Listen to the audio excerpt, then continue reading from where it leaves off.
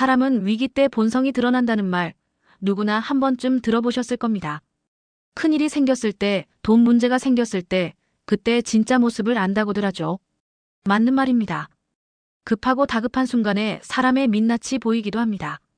하지만 곰곰이 생각해보면 우리 시니어들은 정작 그런 큰 위기보다 평범한 일상에서 더 많은 상처를 받아왔습니다. 거창한 배신이 아니라 작은 무시들이 쌓여 마음에 멍이 들었던 거죠.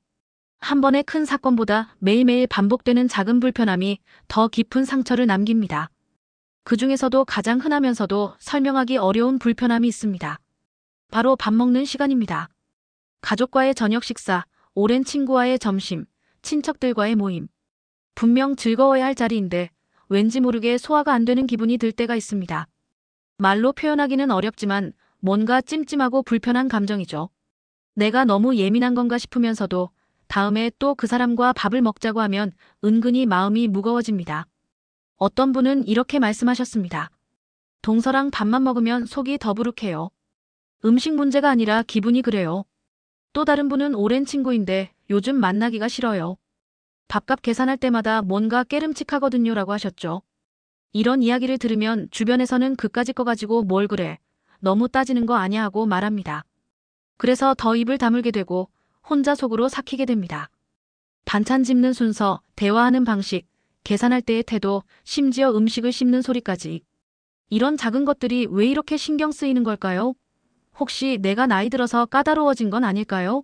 아니면 정말로 상대방에게 문제가 있는 걸까요? 이런 질문들이 머릿속을 맴돕니다. 그러다 보면 결국 뭐 별거 아니지 하고 넘기게 되고 다음에 또 같은 불편함을 느끼게 됩니다. 놀라운 사실이 있습니다. 심리학자들의 연구에 따르면 사람의 본성은 위기 상황보다 오히려 경계가 풀리는 평범한 순간에 더 잘 드러난다고 합니다. 긴장하지 않고 체면 차릴 필요 없고 가장 자연스러운 상태일 때 그때 진짜 모습이 나온다는 거죠. 밥 먹는 시간이 바로 그런 순간입니다. 자기도 모르게 평생 살아온 습관과 태도가 고스란히 드러나는 순간이죠. 배고픔을 채우고 음식의 맛을 느끼고 만족감을 얻는 과정에서 우리는 자연스럽게 가면을 벗게 됩니다. 이 글은 누가 나쁜 사람인가를 판단하려는 글이 아닙니다. 이 나이에 사람을 재단하고 평가하려는 게 아니에요. 다만 앞으로 누구와 함께 인생의 밥상을 나눌 것인가를 정리하는 시간입니다. 평생 참고 살아왔지만 이제는 편한 사람들하고만 밥 먹고 살아도 되는 나이니까요. 아니, 그래야만 하는 나이입니다. 남은 시간이 무한하지 않으니까요. 그 소중한 시간을 불편한 사람과 억지로 나눌 필요는 없습니다. 그 기준을 함께 찾아보려 합니다. 평소에는 아무 문제 없는 사람인데 유독 밥 먹을 때만 불편한 사람이 있습니다. 전화 통화할 때는 다정하고 만나서 이야기할 때는 친절한데 식당에 앉아서 음식이 나오는 순간부터 뭔가 달라지는 거죠. 어떤 분은 이렇게 말씀하셨습니다. 형수님이랑은 평소에 잘 지내는데 같이 밥만 먹으면 왜 이렇게 피곤한지 모르겠어요. 제가 이상한 건가 싶어서 아무 말도 못했죠. 또 다른 분은 친구가 좋은 사람이긴 한데 식당만 가면 완전히 다른 사람이 돼요. 종업원한테 반말하고 음식 나오면 불평부터 하고요라고 하셨습니다. 구체적으로 보면 이런 겁니다. 반찬이 나왔는데 상대방을 기다리지 않고 먼저 집습니다. 내가 먹고 싶은 반찬이 있어도 눈치 보느라 못 집고 있으면 그새 다 먹어버립니다. 심지어 이거 안 드세요? 라고 물어보지도 않고 자기 앞으로 쓱 당겨놓기도 합니다. 대화를 나누는데 음식을 먹으면서 말해서 보기 불편하기도 하고 먹는 속도가 너무 빨라서 나만 느릿느릿 먹는 것처럼 되기도 합니다. 괜찮아요. 천천히 드세요라고 말은 하지만 계속 수저를 놓고 기다리고 있으면 미안해서 급하게 먹게 되죠. 한 분은 이런 경험을 나눠주셨습니다. 제부랑 외식하면 항상 그래요. 음식 나오자마자 혼자 먹기 시작하고 저는 아직 물도 안 따랐는데 벌써 반찬 반을 먹어치워요. 그러고는 형님, 왜 안 드세요? 하고 물어보죠. 제가 먹을 틈을 안 줬으면서요. 이런 상황이 한두 번이면 그러려니 하는데 만날 때마다 반복되면 슬슬 만나기가 싫어집니다. 밥 먹는 게 즐거워야 하는데 전쟁터 같으니까요. 더 불편한 건 말투입니다. 식사 중에 이게 뭐야, 별로네. 아, 이거 짜다. 여기 서비스가 엉망이네 같은 부정적인 말을 계속합니다. 종업원한테도 함부로 대하고 반찬 더 달라고 할 때도 명령조로 말합니다. 저기요. 물 좀 주세요. 하고 손가락으로 탁탁 테이블을 치거나 아줌마 여기 김치 더요 하고 반말을 합니다. 같이 있는 나까지 민망해지는 순간이죠. 주변 테이블 사람들이 쳐다보는 것 같아서 고개를 들 수가 없습니다. 계산할 때는 또 어떻습니까? 내가 낸다고 했는데 그럼 잘 먹었습니다 하고 당연하게 받아들이거나 반대로 아니에요, 제가 낼게요 하면서도 지갑은 안 꺼내는 사람도 있습니다. 더 가관인 건 계산대 앞에서 저 카드 포인트 좀 쌓아주세요 하고 자기 카드를 내미는 사람입니다. 내가 돈은 내는데 포인트는 자기가 챙기는 거죠. 또 어떤 사람은 계산할 때 금액을 보고 에이, 이거 비싸네, 여기 바가지 씌우는 거 아냐? 라고 합니다. 내가 대접하는데도 말이죠. 심리학에서 이런 현상을 설명하는 연구가 있습니다. 자기 조절력에 관한 연구인데요. 사람은 편안함을 느낄수록 자기 통제가 약해지고 본래 성향이 강하게 드러난다고 합니다. 다시 말해 긴장을 풀고 편하게 있는 순간에 평소 억눌러왔던 이기심이나 무례함이 자연스럽게 나온다는 거죠. 평소에는 사회적 규범과 타인의 시선 때문에 자제하던 것들이 편안한 상황에서는 그 억제력이 풀리면서 본래 모습이 드러나는 겁니다. 밥 먹는 자리가 바로 그런 순간이에요. 배고픔을 채우는 본능적인 행위를 하면서 자연스럽게 경계가 무너지는 거죠. 독일 철학자 쇼펜하우어도 이렇게 말했습니다. 사람은 가장 사소한 행동에서 자기 자신을 드러낸다. 거창한 일이 아니라 작은 행동 하나하나가 그 사람의 진짜 모습이라는 뜻입니다. 어떤 사람은 중요한 자리에서는 완벽하게 행동하지만 사소한 순간에는 방심합니다. 하지만 진짜 인격은 그 방심하는 순간에 드러납니다. 밥 한 끼 먹는 게 뭐 그리 대수냐고 할 수도 있지만 바로 그 대수롭지 않은 순간에 진실이 보입니다. 밥상은 인격 시험장이 아닙니다. 누군가를 평가하고 점수를 매기는 자리가 아니에요. 다만 그 사람의 기본값이 드러나는 자리입니다. 평생 살아온 습관, 타인을 대하는 태도, 배려심의 깊이가 자연스럽게 보이는 순간이죠. 컴퓨터의 기본 설정처럼 사람도 기본값이 있습니다. 의식적으로 노력하지 않을 때 자동으로 나오는 태도 말이죠. 밥 먹을 때는 바로 그 기본값이 작동합니다. 일부러 좋게 보이려고 애쓰지 않으니까요. 만약 누군가와 밥을 먹으면서 설명할 수 없는 불편함을 느꼈다면 그 감각을 무시하지 마십시오. 내가 예민한가 하고 자책하지 마세요. 당신의 감각은 틀리지 않았습니다. 몸이 먼저 알아챈 겁니다. 이 사람과는 앞으로도 편하게 밥 먹기 어렵겠구나 하고요. 그리고 그게 바로 인간관계의 신호등입니다. 빨간불이 켜진 거죠. 우리 몸은 의외로 정직합니다. 머리로는 괜찮아, 좋은 사람이야 라고 합리화해도 몸은 불편함을 느낍니다. 밥을 먹고 나서 속이 더부룩하거나 소화가 안 되거나 피곤함을 느낀다면 그건 단순히 음식 때문이 아닐 수 있습니다. 관계가 주는 스트레스가 몸으로 나타나는 거예요. 2장. 왜 하필 밥 먹을 때일까요? 많은 분들이 궁금해하십니다. 다른 때는 괜찮은데 왜 유독 식사 시간에만 그 사람의 본 모습이 나오는지 말이죠. 사실 이건 단순한 우연이 아닙니다. 식사라는 행위가 가진 특별한 성격 때문입니다. 밥을 먹는다는 건 단순히 배를 채우는 게 아니에요. 인간의 가장 기본적인 욕구이자 동시에 사회적 관계를 형성하는 중요한 의식이기도 합니다. 우리는 평소에 사회적 가면을 쓰고 삽니다. 직장에서는 직장인의 얼굴, 친구 앞에서는 친구의 얼굴, 동네에서는 이웃의 얼굴을 하고 있죠. 특히 우리 세대는 체면을 중요하게 여겨왔습니다. 남들이 뭐라고 할까 창피하면 안 되지 하면서 늘 긴장하고 조심하며 살아왔어요. 회사에서는 상사 눈치, 집에서는 가족 눈치, 밖에 나가서는 이웃 눈치를 보며 살았습니다. 그렇게 평생을 남의 시선을 의식하며 살아온 겁니다. 그런데 밥을 먹는 순간은 다릅니다. 음식을 먹는다는 건 본능적인 행위니까요. 배고픔을 채우고 맛을 느끼고 만족을 얻는 과정에서 자연스럽게 긴장이 풀립니다. 가면을 벗게 되는 거죠. 특히 익숙한 사람과 먹을 때는 더욱 그렇습니다. 이 사람 앞에서는 편하게 굴어도 되지 않은 마음이 들면서 평소보다 더 자연스러운 모습이 나옵니다. 문제는 그 자연스러운 모습이 꼭 좋은 모습은 아니라는 거예요. 한 심리학자는 이렇게 설명했습니다. 사람들은 안전하다고 느끼는 환경에서 자기 검열을 멈춘다. 그때 평소 숨겨왔던 성향이 드러난다. 직장 상사 앞에서는 절대 안 할 행동을 가족이나 친구 앞에서는 거리낌 없이 하는 이유가 바로 이겁니다. 밥 먹는 자리도 마찬가지예요. 특히 우리 사이에 뭐하는 관계일수록 더 편하게 굴고 그러면서 무례함도 함께 나옵니다. 더욱이 나이가 들수록 이런 변화에 더 민감해집니다. 젊을 때는 느끼지 못했던 작은 무례함도 이제는 확실히 느껴집니다. 예전 같으면 뭐 그럴 수도 있지 하고 넘겼으리도 이제는 이 나이에 왜 이런 대접을 받아야 하나 싶은 거죠. 그게 예민해진 게 아니라 오히려 정상적인 감각이 돌아온 겁니다. 평생 참아온 것들에 대한 피로감이 쌓여서 이제는 본능적으로 불편함을 거부하게 되는 거예요. 어떤 분은 이런 이야기를 해주셨습니다. 젊을 때는 시어머니랑 밥 먹으면서 온갖 간섭을 다 들어도 참았어요. 며느리니까 참아야지 했죠. 그런데 이제는 못 참겠어요. 한마디만 잘못 들어도 숟가락을 놓고 싶어집니다. 제가 나이 들어서 성질이 나빠진 건가요? 아닙니다.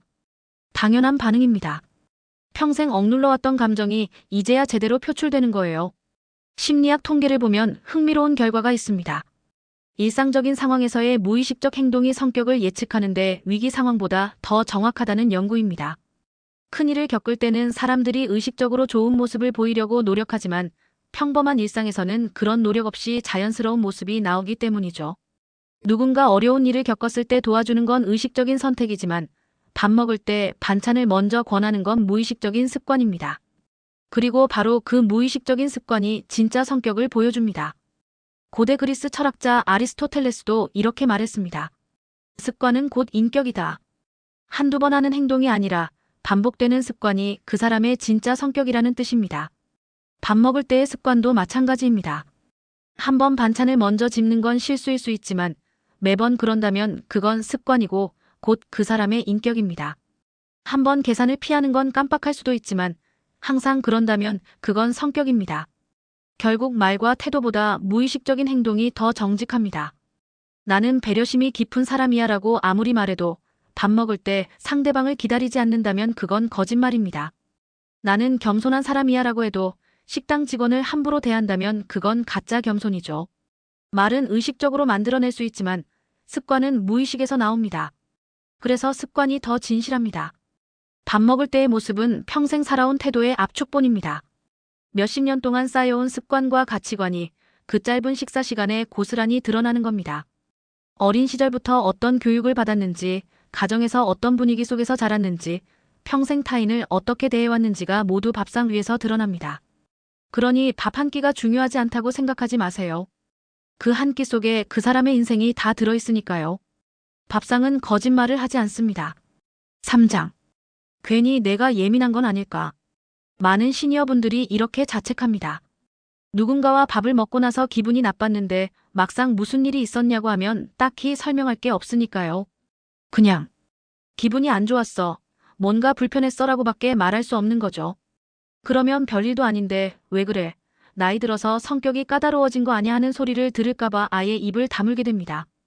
그렇게 또 혼자 속으로 삭히고 다음에 또 만나고 또 불편하고 이런 악순환이 반복됩니다. 하지만 불편한 식사 자리를 만드는 사람들에게는 분명한 공통점이 있습니다. 첫째, 모든 걸 당연하게 여깁니다. 내가 밥을 사면 고맙다는 말 한마디 없이 잘 먹었다로 끝입니다. 심지어 잘 먹었다는 말도 없는 사람도 있어요. 계산하고 나오면서 다음에 또 여기 오자고만 합니다. 반찬을 먼저 권하면 아, 괜찮아 하면서도 제일 좋은 부위는 다 집어먹습니다. 새우가 나오면 큰 것부터 집고 생선이 나오면 살 많은 부분을 가져갑니다. 그러고는 내가 이거 먹어도 돼? 하고 뒤늦게 묻습니다. 이미 다 먹고 나서요. 한 분은 이런 경험을 나눠주셨습니다. 동생이랑 외식하면 항상 제가 계산해요. 한 번도 동생이 낸 적이 없어요. 그런데 고맙다는 말을 들어본 적도 없어요. 당연하다는 듯이 언니가 언니인데 당연히 내야지 하는 태도예요. 한 번은 제가 이번엔 내가 내 했더니 언니가 왜 그래 하면서 삐졌어요. 제 돈이 공돈인가요? 둘째, 상대방의 존재를 무시합니다. 내가 말하는 중에도 음식만 쳐다보거나 핸드폰을 만지작거립니다. 응 하면서 듣는 척은 하는데 눈은 다른 데가 있어요. 이야기를 끝까지 안 듣고 중간에 끊고 자기 이야기를 시작합니다. 그거 나도 그래. 나도 말이야. 하면서 화제를 자기한테로 돌립니다. 식사 내내 자기 자랑, 자기 고생담만 늘어놓고 내 이야기는 듣지 않습니다. 셋째, 계산 책임을 교묘하게 회피합니다. 아, 지갑을 안 가져왔네. 현금이 없네. 카드를 집에 두고 왔네 같은 핑계를 댑니다. 다음에 제가 낼게요라고 하고는 정작 다음에 또 똑같은 말을 합니다. 더 가관인 건 계산대에서 나 카드 안 가져왔어. 먼저 내줄래? 나중에 줄게 하고는 나중에 까맣게 잊어버리는 사람입니다. 그러고는 아 그랬어. 미안해 하고 넘어가죠. 한두 번이면 정말 잊어버린 거겠지만 계속 반복되면 그건 습관입니다. 더 불쾌한 건 비교하는 발언입니다. 우리 며느리는 나를 이런 데 안 데려와. 더 좋은 데 가지. 내 친구는 나한테 더 잘해줘. 예전에 먹었던 집이 훨씬 나았는데 같은 말들이죠. 같이 밥 먹으면서 다른 사람 이야기를 하거나 지금 이 순간을 폄하하는 겁니다. 심지어 어떤 사람은 음식값을 보고 에이 이거 비싸기만 하고 별로네라고 합니다. 내가 대접하는데 말이죠. 한 분은 이렇게 말씀하셨습니다. 친구가 제가 사는 음식마다 이 돈이면 집에서 더 맛있게 해먹지예요. 그럼 집에서 먹으라고 해야 하나요? 넷째, 주변 사람들에게 함부로 대합니다. 종업원을 부를 때 저기요가 아니라 야 아줌마 이봐요 합니다. 반말을 하고 명령조로 말하고 음식이 조금만 늦어도 짜증을 냅니다. 여기 왜 이렇게 느려? 서비스가 엉망이네 하면서 큰 소리로 불평합니다. 같이 있는 사람이 민망해서 고개를 들 수 없는데도 본인은 전혀 개의치 않습니다. 오히려 왜 조용히 있어? 잘못한 건 저 사람들인데 하고 당당합니다. 사회심리학 연구를 보면 이런 결과가 있습니다. 공감 능력이 낮은 사람일수록 식사 예절을 쓸데없는 형식으로 여긴다고 합니다. 왜 음식을 먼저 권해야 하는지, 왜 같이 먹는 사람을 배려해야 하는지 이해하지 못하는 거죠. 본인 입장에서는 배고프면 먹는 게 당연하지, 뭘 그렇게 따지나 싶은 겁니다. 이런 사람들은 너무 형식적이야. 먹는 거 가지고 왜 그래? 밥이나 먹으면 되지 뭘 그렇게 복잡하게 생각해 하고 말합니다. 하지만 예절은 형식이 아닙니다. 타인에 대한 존중의 표현이에요. 러시아 문호 톨스토이는 이렇게 말했습니다. 예의는 형식이 아니라 타인을 대하는 마음이다. 밥상 예절도 마찬가지입니다. 단순히 격식을 차리는 게 아니라 함께 밥 먹는 사람을 존중하는 마음의 표현이에요. 음식을 먼저 권하는 건 상대방을 배려하는 마음이고 함께 먹는 건 같은 시간을 공유하겠다는 의지이고 감사 인사를 하는 건 대접에 대한 존중입니다. 이런 작은 행동 하나하나가 관계를 만듭니다. 이런 사람을 멀리하는 게 냉정한 걸까요? 아닙니다. 이건 자기 보호입니다. 우리는 평생 참으면서 살았습니다. 가족 때문에, 친척 때문에, 체면 때문에 불편해도 참았어요. 내가 어른이니까, 내가 형이니까, 내가 언니니까 하면서 양보했습니다. 하지만 나이가 들수록 관계를 줄이는 게 맞습니다. 모든 사람을 다 만날 필요 없어요. 만나면 피곤한 사람, 만나고 나면 후회되는 사람, 그런 사람들과는 거리를 두는 게 지혜입니다. 그래도 오래 알고 지낸 사이인데라는 생각이 드신다면 이렇게 생각해 보세요. 오래 알았다고 해서 평생 불편함을 참아야 할 의무는 없습니다. 정말 소중한 인연이라면 밥 먹을 때도 편했을 겁니다. 수십 년을 알았는데도 여전히 불편하다면 그건 시간 문제가 아니라 사람 문제입니다. 더 이상 시간을 투자할 필요가 없습니다. 사장. 가만히 떠올려 보세요.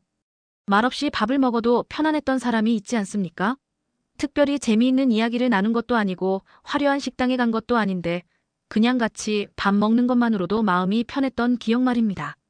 음식을 먹으면서 이거 드셔보세요 하고 자연스럽게 권하고 괜찮아요. 천천히 드세요 하는 말에 정말로 천천히 먹어도 되는 분위기. 계산할 때도 서로 제가 낼게요 라고 하지만 누가 내든 기분 나쁘지 않은 관계. 그런 사람 한 명쯤은 있을 겁니다. 한 분은 이런 이야기를 해주셨습니다. 제 친구 하나는 밥을 먹을 때 항상 제 앞에 반찬을 먼저 놓아줘요. 이거 맛있어, 먹어봐 하면서요. 제가 음식을 천천히 먹는 편인데 절대 재촉하지 않아요. 자기도 천천히 먹으면서 이야기를 나누죠. 계산할 때도 다음에 내가 내야면 정말로 다음에 내고요. 그 친구랑은 40년을 알고 지냈는데 한 번도 밥 먹으면서 불편했던 적이 없어요. 배려가 자연스러운 사람들의 공통점이 있습니다. 잘해주려고 애쓰지 않는다는 겁니다. 억지로 친절한 척하거나 과하게 챙기는 게 아니라 그냥 기본적인 배려가 몸에 배어 있어요. 반찬을 집을 때 상대방이 먹고 싶어하는 걸 먼저 권하고 대화할 때도 상대방 말을 끝까지 듣습니다.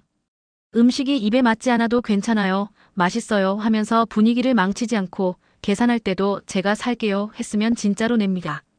다음에 만났을 때도 억지로 저번에 제가 냈으니까 이번엔 당신이 내세요 라고 하지 않아요.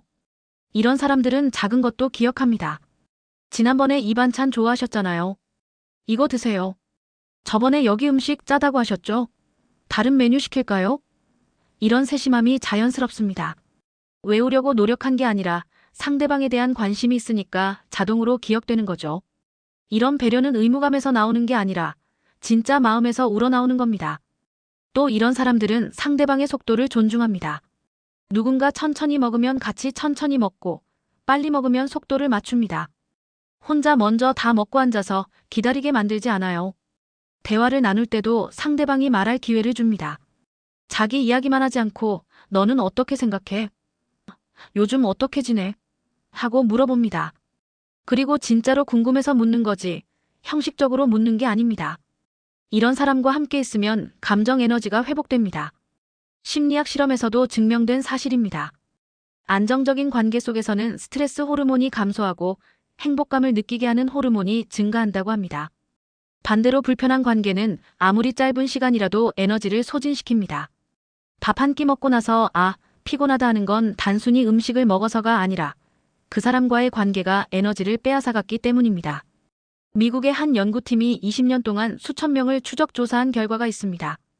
긍정적인 관계를 유지하는 사람들은 수명이 더 길고 건강 상태도 좋았습니다. 반면 스트레스를 주는 관계를 억지로 유지하는 사람들은 우울증, 불안장애, 심지어 심혈관 질환의 위험도 높았습니다. 관계가 우리 몸에 미치는 영향은 생각보다 훨씬 큽니다. 밥 한 끼가 그저 식사로 끝나는 게 아니라 우리 건강에도 영향을 미치는 거예요. 공자는 이렇게 말했습니다. 군자는 함께 있어도 서로를 피곤하게 하지 않는다. 진짜 좋은 관계란 서로에게 부담을 주지 않는 관계라는 뜻입니다. 재미있는 이야기로 웃겨주거나 비싼 밥을 사주는 것보다 그냥 함께 있어도 편한 게 더 중요합니다. 나이가 들수록 이 편안함의 가치를 알게 됩니다. 젊을 때는 재미있는 사람, 활발한 사람, 인맥 넓은 사람을 좋아했지만 이제는 조용해도 편안한 사람이 더 좋습니다. 좋은 관계는 밥 먹을 때 만들어지는 게 아닙니다. 평소에 쌓인 신뢰와 배려가 밥상에서 자연스럽게 드러나는 거죠. 서로를 아끼는 마음, 존중하는 태도, 배려하는 습관이 일상 속에 스며 있으면 밥 먹을 때도 그대로 나옵니다. 반대로 평소에 이기적이고 무례한 사람은 밥상에서도 그런 모습을 보입니다. 밥상은 관계의 진실을 보여주는 거울입니다. 그러니 앞으로는 이 기준으로 관계를 정리하십시오. 같이 밥 먹기 편한 사람, 밥 먹고 나서도 기분이 좋은 사람, 그런 사람들과만 시간을 보내세요. 노년의 인간관계는 양이 아니라 질입니다. 100명을 아는 것보다 밥 한 끼 편하게 먹을 수 있는 사람 한 명이 더 소중합니다. 명함을 많이 가진 것보다 진심으로 대화할 수 있는 사람 한 명이 더 값집니다. 큰 모임보다 소박한 식사 한 끼가 더 행복할 수 있습니다. 5장. 이 나이에까지 왜 이런 사람을 참고 있나? 많은 분들이 이런 생각을 하십니다. 분명히 불편한데 만나고 나면 후회되는데 그래도 계속 만나고 있습니다. 왜 그럴까요? 첫째는 정 때문입니다. 그래도 오래 알고 지낸 사이인데 예전에는 나한테 잘해줬는데 하는 마음이죠. 30년, 40년 알고 지낸 사이를 어떻게 쉽게 정리할 수 있겠습니까? 함께 웃고 울었던 시간들, 어려울 때 서로 도왔던 기억들이 발목을 잡습니다. 둘째는 체면 때문입니다. 내가 먼저 관계를 끊으면 내가 나쁜 사람 되는 거 아냐 하는 걱정입니다. 특히 우리 세대는 체면을 중시하니까요. 저 사람이 주변에 뭐라고 떠들면 어쩌지, 내가 인정머리 없는 사람으로 찍히는 거 아냐 하는 두려움이 있습니다. 가족 모임이나 친목 모임에서 왜 요즘 안 만나냐는 질문을 받을 게 뻔하니까 차라리 불편해도 참고 만나는 거죠. 셋째는 외로움 때문입니다. 그나마 이 사람이라도 없으면 만날 사람이 없어라는 두려움이죠. 나이가 들면서 주변 사람들이 하나둘 떠나갑니다. 이사 가거나 건강이 안 좋아지거나 세상을 떠나기도 합니다. 남은 사람도 점점 줄어드는데 불편하다고 또 거리를 두면 정말 혼자가 될 것 같은 두려움이 있습니다. 그래서 그래도 있는 게 없는 것보다 낫지 하고 스스로를 설득합니다. 하지만 생각해 보십시오. 정이라는 건 서로 주고받을 때 의미가 있습니다. 한쪽만 참고 배려하는 건 정이 아니라 희생입니다. 예전에 잘해줬으니까 하지만 그 예전이 언제입니까? 10년 전, 20년 전 일을 갚느라 지금 불편함을 참아야 합니까? 더욱이 예전에 잘해준 것도 따지고 보면 서로였을 겁니다. 당신도 그 사람한테 잘해줬어요. 이미 빚은 청산됐습니다. 체면도 마찬가지입니다. 나를 불편하게 만드는 사람과의 관계를 유지하는 게 진짜 체면일까요? 아닙니다. 진짜 체면은 나 자신을 소중히 여기는 겁니다. 남들 눈치 보느라 내 삶을 희생하는 게 체면이 아니에요. 오히려 당당하게 나는 이제 편한 사람들하고만 지내겠다고 선택하는 게 진짜 체면입니다. 누가 뭐라고 하든 내 삶은 내가 결정하는 거니까요. 외로움은 더욱 그렇습니다. 불편한 사람과 억지로 만나는 게 외로움을 해소해주지 않습니다. 오히려 더 외롭게 만듭니다. 진짜 외로움은 혼자 있을 때가 아니라 누군가와 함께 있는데도 이해받지 못할 때 느껴지는 거니까요. 밥을 먹으면서도 마음은 텅 비어 있고 대화를 나누는데도 소통이 안 되고 웃고 있지만 진짜로 즐겁지 않은 그런 순간이 진짜 외로움입니다. 한 분은 이렇게 말씀하셨습니다. 불편한 사람들과 억지로 만나느니 차라리 혼자 집에서 라면 끓여 먹는 게 더 행복해요. 혼자여도 마음은 편하거든요. 누군가와 함께 있는데 계속 눈치 보고 기분 상하는 것보다 혼자 조용히 있는 게 훨씬 낫더라고요. 정확한 말씀입니다. 고독과 외로움은 다릅니다. 고독은 선택이고 외로움은 강요입니다. 통계를 보면 놀라운 결과가 있습니다. 노년기 인간관계의 만족도가 삶의 전반적인 행복도에 가장 큰 영향을 미친다고 합니다. 건강, 경제력, 취미생활보다도 관계의 질이 더 중요하다는 거죠. 좋은 사람 1명과의 관계가 평범한 사람 10명과의 관계보다 행복감을 더 높입니다. 반대로 스트레스를 주는 관계 하나가 좋은 관계 여러 개를 무색하게 만들기도 합니다. 하버드 대학에서 80년 동안 진행한 연구가 있습니다. 수백 명의 사람들을 평생 추적 조사한 결과 행복한 노년을 보내는 사람들의 공통점은 돈도 명예도 아니었습니다. 바로 질 좋은 인간관계였습니다. 친구가 많은 게 아니라 진심으로 교류하는 사람이 있는 것. 자주 만나는 게 아니라 만났을 때 편안한 것. 이게 행복의 핵심이었습니다. 쇼펜하우어는 이렇게 말했습니다. 고독보다 나쁜 것은 불편한 인간관계다. 혼자 있는 게 외로운 게 아니라 불편한 사람과 억지로 시간을 보내는 게 진짜 외로움이라는 뜻입니다. 혼자 있으면 적어도 내 마음은 편합니다. 하지만 불편한 사람과 함께 있으면 마음도 불편하고 시간도 낭비하고 에너지도 소진됩니다. 그런데도 외롭지 않으려고 억지로 만난다면 그건 자기 자신을 속이는 겁니다. 앞으로는 밥상이 기준이 되어야 합니다. 이 사람과 밥 먹을 때 편한가? 이 질문에 아니요라고 답이 나온다면 그 관계는 정리할 때가 된 겁니다. 오래 알았다고 가족이라고 어쩔 수 없다고 생각하지 마세요. 편하지 않은 관계는 자연스럽게 내려놓아도 됩니다. 연락을 끊으라는 게 아닙니다. 억지로 시간을 내서 만날 필요가 없다는 거죠. 명절이나 특별한 날에만 보면 되고 굳이 자주 밥 약속을 잡을 필요 없습니다. 용기를 내십시오. 평생 참으면서 살았는데 이제는 좀 편하게 살 자격이 있습니다. 누군가 섭섭해할까봐 걱정되신다면 이렇게 생각해보세요. 진짜 당신을 아끼는 사람이라면 당신이 편한 게 더 중요할 겁니다. 당신이 불편해하는데도 억지로 만나자고 하는 사람은 당신을 생각하는 게 아니라 본인 필요에 의해서 만나는 겁니다. 그런 관계는 과감히 정리하십시오. 남은 인생, 밥 먹기 편한 사람들과만 보내도 시간이 부족합니다.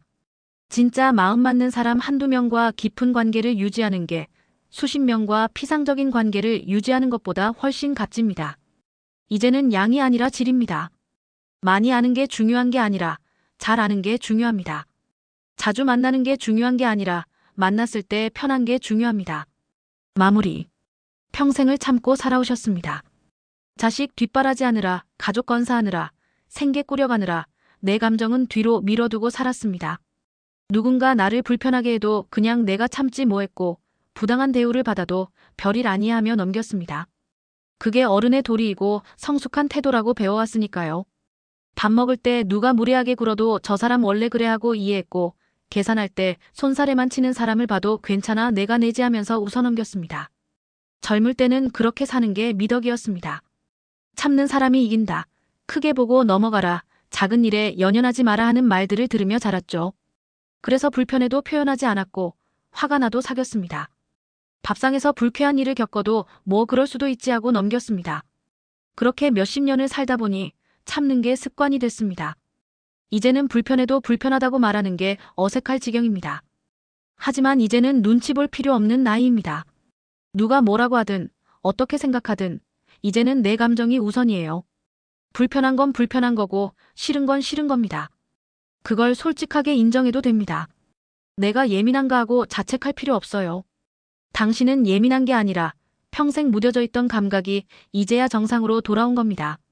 이제는 내가 편한 게 더 중요합니다. 남을 배려하느라 나를 희생할 나이가 아니에요. 어떤 분은 이렇게 말씀하셨습니다. 70평생 남 눈치 보고 살았어요. 이제는 내 마음대로 살고 싶어요.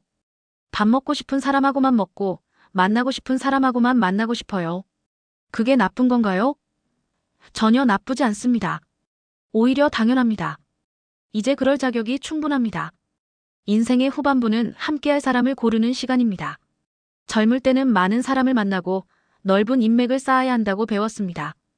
사회생활을 위해서, 자식들을 위해서, 미래를 위해서 많은 사람을 알아야 한다고 생각했죠. 하지만 나이가 들면 다릅니다. 100명을 아는 것보다 진짜 마음 편한 사람 한 명이 더 소중합니다. 화려한 식당에서 먹는 밥보다 편한 사람과 김치찌개 한 그릇 나눠 먹는 게 더 행복합니다. 이제는 그걸 알 나이입니다. 밥을 편하게 먹을 수 있는 사람과 남은 인생을 나누십시오. 말없이 밥을 먹어도 편한 사람, 계산할 때 서로 배려하는 사람, 만나고 나서 기분이 좋아지는 사람. 그런 사람들과만 시간을 보내세요. 그게 가장 지혜로운 인간관계입니다. 이제는 당신이 선택할 차례입니다. 누구와 밥상을 나눌지, 누구와 남은 시간을 보낼지.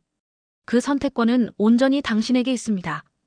혹시 주변에서 왜 그렇게 까다로워졌냐, 나이 들어 성격이 이상해졌다 하는 소리를 들을 수도 있습니다. 신경 쓰지 마세요. 당신이 까다로워진 게 아니라 이제야 제대로 된 감각을 되찾은 겁니다. 평생 참았던 게 비정상이었고 이제 정상으로 돌아온 거예요. 당당하게 사십시오. 편한 사람과 편하게 살 권리가 있습니다. 그게 나이 들어 누릴 수 있는 가장 큰 특권이니까요. 클로드는 AI이며 실수할 수 있습니다. 응답을 다시 한번 확인해 주세요.